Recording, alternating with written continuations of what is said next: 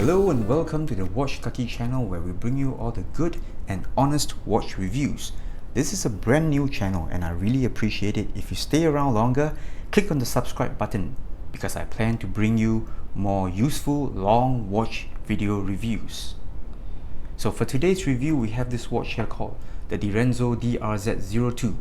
Now I bought this watch about a few weeks ago, and before my wife delivers a karate kick on my ding-dongs for buying yet another watch, I thought, why not? Let's just do a quick watch review and I'll show you more about this watch.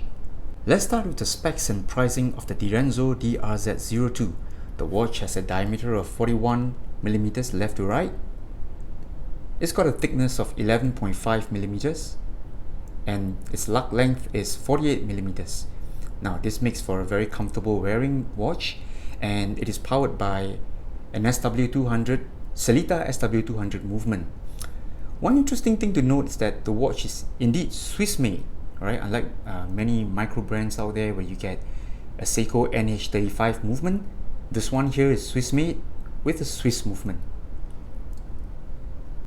Now the watch currently retails at US $699. During the Kickstarter promotion, I think it was $469 US, so that's really good value for a Swiss made watch. Well, a bit of a backstory on the Direnzo brand. I think the brand got started in about 2015 by this guy called Sergio Direnzo. So we are actually buying a watch that bears the name of the owner of the company. Well, not too bad, right? Not too bad. So I spoke to Sergio over Instagram a couple of times and I learned that he's an architect who learned watch design and he's now based in Geneva. So most of his watches are going to be Swiss made from now onwards. While the watch also comes in a pretty decent packaging. It comes in a black outer box with magnetic closure, and once you open it you get the paperwork, and then you get a leather pouch where the watch is stored along with its spare strap. We'll get to the spare strap later on in the review. Let's talk about the design and build of the watch. The watch has got a stainless steel case, mostly brush finish. Here you can see the front of the case is vertically brushed, as well as the back of the case. The bezel though has a circular brush finish. Well, it's interesting to note that the sides of the case, especially where the bevels are, as well as the side of the bezel, you see that shiny bit here. They've left some parts to be polished while leaving the rest of the case to be brush finish, which I really like. I mostly prefer a brush finish, and I'm really glad that Direnzo has used this for their design. As you can see, the watch has a beautiful sunray blue dial, sandwich construction, so the base layer has lume painted on it and the top layer is where the sunburst blue is. Really nice to look at. We'll take a look at the lume shot in a while. It's got a sign crown as well, although I'm not too sure what this logo is about. It does look like a steering wheel to me, I'm not too sure.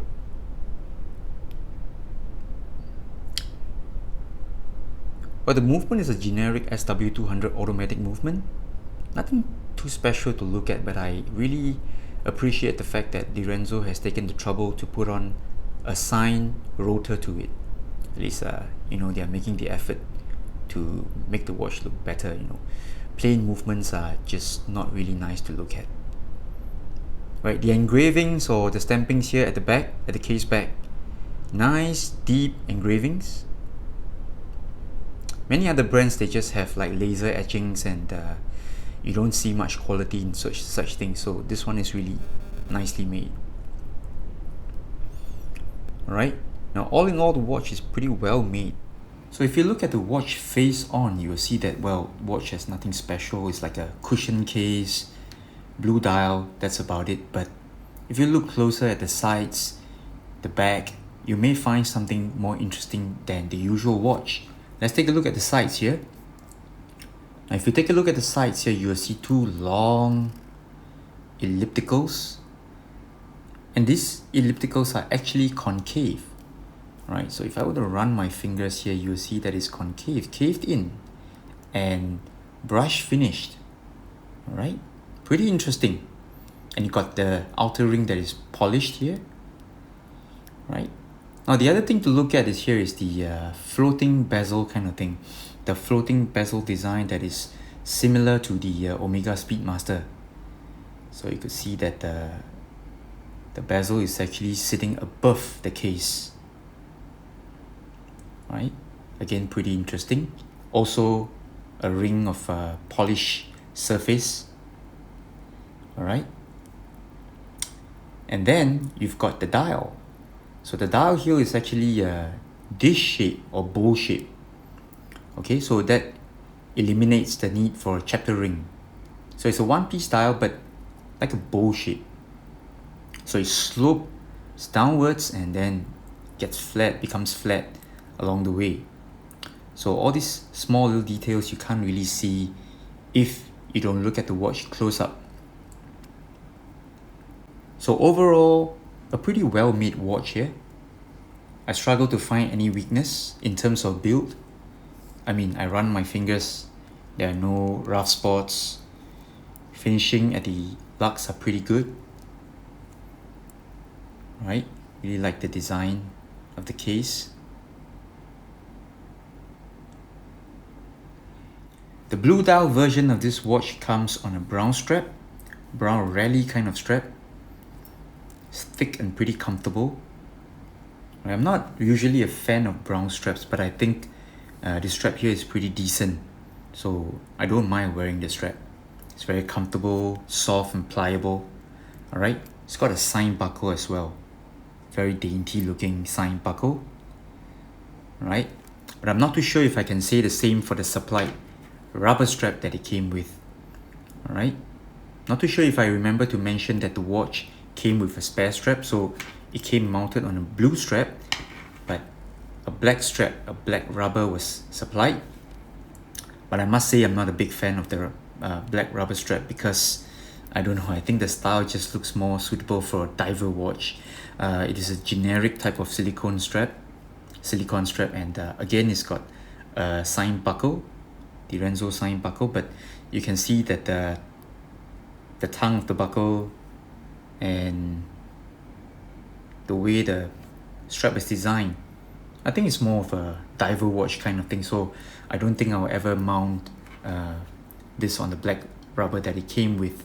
So obviously this watch is not a diver watch, it's more of a casual, dressy kind of thing. But nonetheless, Direnzo has included a bit of lume in this one. In fact, the cutouts in the dial are fully lume. So let's take a look at the lume shots. Now let's try and see if I can get a good lume shot of the watch. Let me just switch off the lights here. Alright, here you can see that the watch has got pretty decent lume. 12 o'clock has an inverted triangle and both sides have some kind of track-like lume design. Dots for 3 o'clock, 6 o'clock, 9 o'clock. Minute and hour hands are lume, along with that the end of the second hand, which has a lume dot going around now. So let's take a look at some of the close-up shots here. Now here you can see the sunburst blue dial, really nice circular brushings here, and also the fine details of the sandwich dial along with the dish shape dial. Well, as you can see here, the watch is really well made. Even close-ups, you can't really see much flaws, or rather any flaws at all, with the prints, the build and all very nice, smooth and crisp. So now we are going to do a size comparison between the Direnzo and a watch that is more familiar to most watch collectors. For today's review, I have selected the Omega Speedmaster, which is more or less a classic trusted design. As you can see from the table here, the Direnzo does look that bit bigger due to the fact that it's got a cushion case. Normally, watches with cushion case or square cases, they tend to look a lot bigger than what they really are. So here's a wrist shot of the Direnzo DRZ02 on my 6.8 inch wrist. That's about 17 centimeters for you. Alright, although the watch is a bit on the big side, I must say it sits really comfortable. Alright, mainly because the watch isn't that thick, it's about 11.5 millimeters thick, so it sits really comfortable, not too high and not top heavy at all. Alright, so the lug length of 48 tip to tip, I think it's just about the maximum that goes for my wrist. I'll gladly wear this watch, no problems at all. Even on the stock strap, really soft, nice, comfortable, and you don't see much of a lug gap here and there. It's really comfortable. So all in all, a very interesting watch. There are many things that I like about this watch, such as the design, the overall cushion case, sunburst blue dial. It's got that concave ellipticals. Interesting dial design. All right, not for everybody, but I must say it's very interesting. Powered by Swiss movement, Swiss made watch. What's not to like? For the price of $699, I wouldn't say it's expensive, although I must say that those people, those buyers who got the deal during Kickstarter, I think that's a steal price for $469. That's the price to buy this watch. Having said that, no watch is perfect, so let me just take some time to tell you what I dislike about the Direnzo DRZ02. Now, first off, I'm not a big fan of the font type being used to print the logo. Now, if you take a look at the logo here, the Direnzo logo, I don't think the fonts are suitable for this type of watch, this retro feeling kind of watch.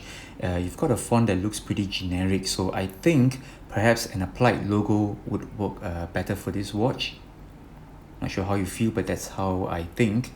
An applied logo with more special type of fonts would be useful.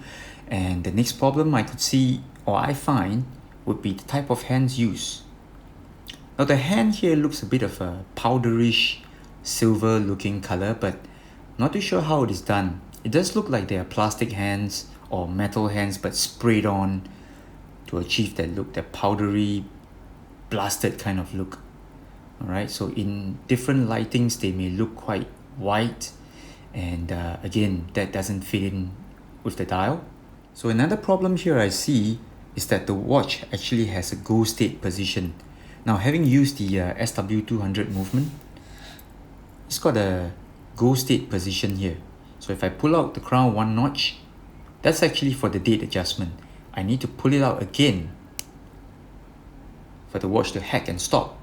So I think what the watchmaker could have done, what the company could have done, is to either modify the movement such that it doesn't have the go state, or use another movement altogether. But of course, that will probably drive the cost of the watch up higher. All in all, the Direnzo DRZ02 is a really interesting watch. I see myself wearing it, but I'm not too sure if I'll keep it in the long run. So if you like this watch, if you like this video, please click like, comment, whatever, email me. Most importantly, please subscribe to my channel. Thank you very much. I see you next time.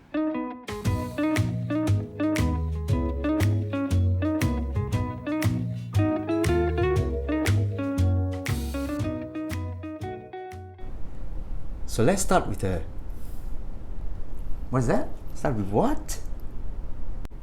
Who's that? Is that a baby crying in the background? That must be my neighbor. Hello, baby. Can you stop crying, baby? Hello, baby. Stop crying, please. I'm trying to do a watch review. Thank you.